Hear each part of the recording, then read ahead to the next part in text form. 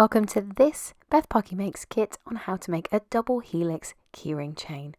Everything you need is included in the kit: 5 1.5 meter lengths of your string in your chosen colour, your lobster clasp and your keyring, plus some pins for securing. We start off by making a lark's head knot. We do that by folding our string in half, looping it through from front to back, and then tucking the tails through the loop we've created. And again, folding that string in half, looping through front to back, and then threading the tails through that loop. I'll speed it up nicely so you get the idea, but with any of the points in the video, you can slow it back down or stop or pause, repeat a bit to make sure you've got the technique. Once they're all there, tighten them up and then fix your keyring in place. I tend to cross over 2 pins and then put a third in just to hold the lobster clasp in place. Now we start this design with using a double half hitch. I'm going to take string 1, carry it across left to right, then use string 2 to go under, over and through the loop I've created, tightening all the way to the top and repeating to make it a double half hitch. Under, up, over and through. I then take string 2. I'm taking care to keep my travelling string, which is string 1, at the angle I want it to go. I then create the next knots. I move on to string 3, then string 4, and then string 5, doing that double half hitch and tightening as I go. Then I'm going to take it back to string 1. It's a new string 1 because everything's shifted across, doing a double half hitch using string 2, string 3 coming across for that double half hitch, and then string 4. Once I reach this point, I've got 3 strings on that side. I'm making sure all points of my strings are nice and tight. Bring string 10 from the right over to the left. You're traveling in different direction, but the principle is the same, bringing your double half hitch knots to place by bringing your string under, over, through the loop and tightening all the way back up. These strings are then going to meet towards the middle, having used string 9, 8, 7, 6, and then going across to the other side, 5, and then 4, tightening as we go, and then of course 3, 2 and 1, taking it all the way across to the leftmost side of the design. And then I'm going to bring my new string 10, which is all the way over on the right, and take it across again in a line that follows, following the line. This one's called double helix because you'll have 2 lines of double half hitches going across. Reminds me a little bit of DNA, hence the name, creating a twisting movement as you go. This time you've gone 9, 8, 7, 6, 5, 4, 3, 2. And you're not going to take it all the way to the last one. You're going to finish up on that one there. You're then going to bring your string 1, as it is, the furthest most left string, back towards the center.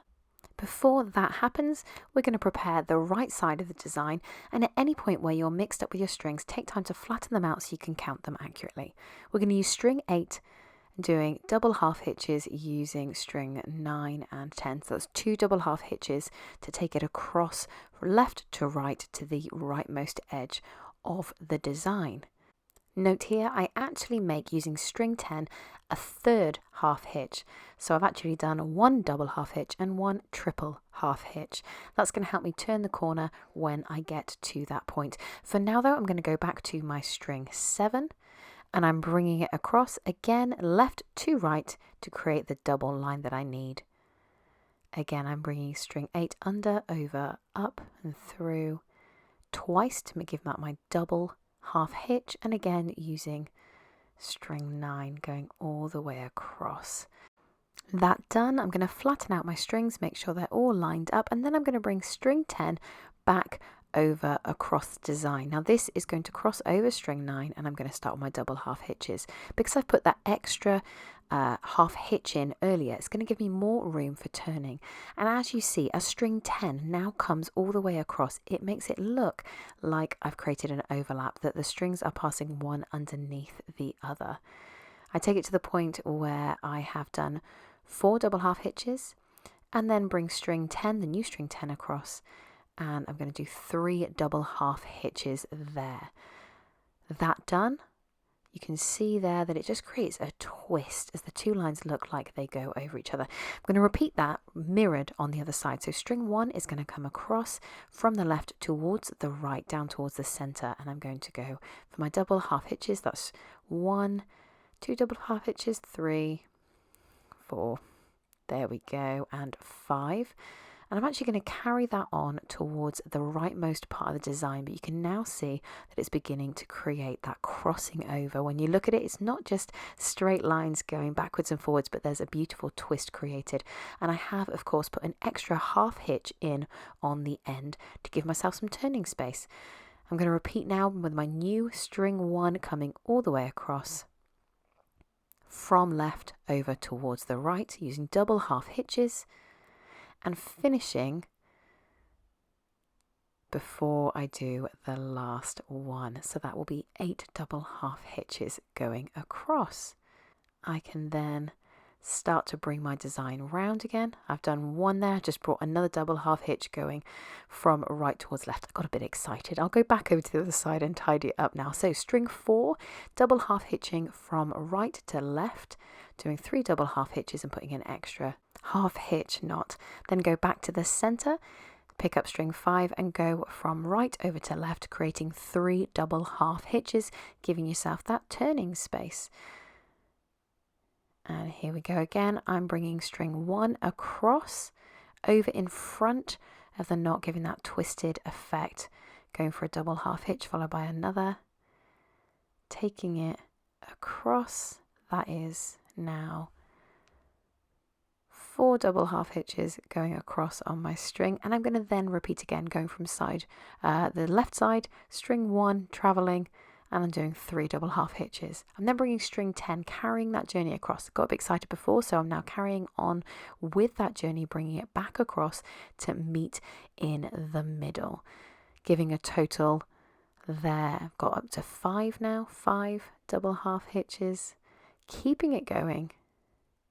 I'm going to take it all the way over to the left hand side, straightening up, smoothing it as I go, and then doing another row underneath. As you can see, as it gets a little bit longer as you do this, it becomes a little bit more movable. Take care to tighten up your knots in between so that you don't create any slack between your rows. You want a nice tight design as you do this, going all the way across. I've done 8 double half hitches on there. Now I've gone to string 8, doing 2 double half hitches there just to finish, and then coming back over to string 7 and doing double half hitches. That's 1 double half hitch, 2, and finishing up there. Isn't that a lovely design? You can see the twist of those as we go. Now I'm taking it to some barrel knots. I love these barrel knots. You create a loop around your fingers, twist the tail end of your string through the front edge of that loop as many times as you like.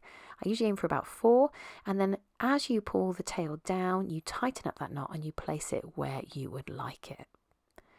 As you can see, I went for the 3rd string first. What I tend to do with this is jump around a little bit so that I mix it up and make it truly unique. It's not a symmetrical design. It could be symmetrical. You could place them all in an equal line, but I'm just going through, creating that loop on my fingers, twisting the tail end through the loop I've created, and then tightening it up, varying the heights, starting nice and high on this one because I wanted this one to go a little bit higher. So twisting that tail end through the front of the loop I've wrapped around my fingers, then tightening it up, holding on to the barrel knot in place, and then pulling the tail of the string through to tighten it up.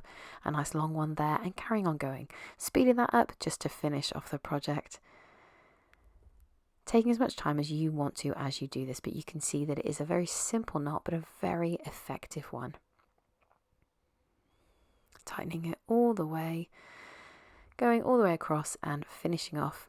Have a little bit of a play with them.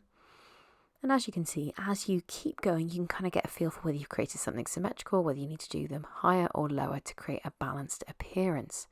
Once you've done that, you're going to need to trim the excess. So just doing it maybe a few mil, maybe a whole centimetre underneath your barrel knot, just trimming the excess of those off.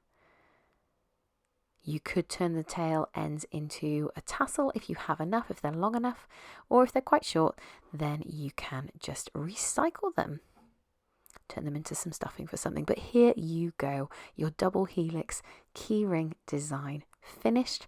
Well done you. Would you look how pretty that is? If you want to see any more designs like this, head over to my Parky Makes channel or meet me over on Instagram to see more kits.